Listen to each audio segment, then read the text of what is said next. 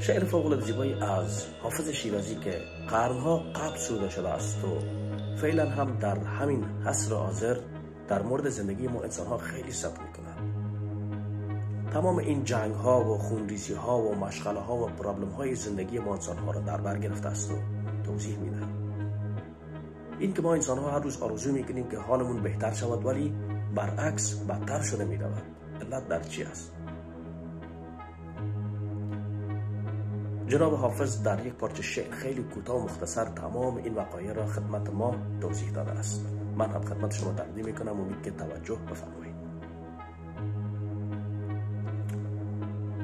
این چه شوری است که دور قمر می‌بینم، همه آفاق پر از فتنه و شر می‌بینم. هر کسی روز بهی می‌طلبد از ایام، علت آن است که هر روز بدتر می‌بینم.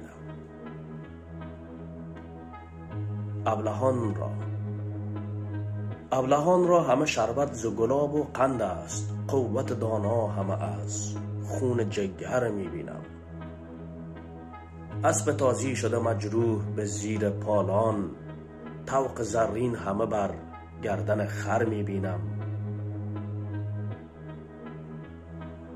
دختران را همه جنگ است و جدل با مادر، پسران را همه بد خواه پدر می‌بینم.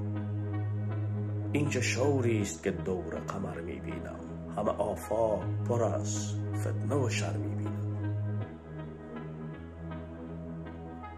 هیچ رحمی نه برادر به برادر دارد، هیچ شفقت نه پدر را به پسر می‌بینم.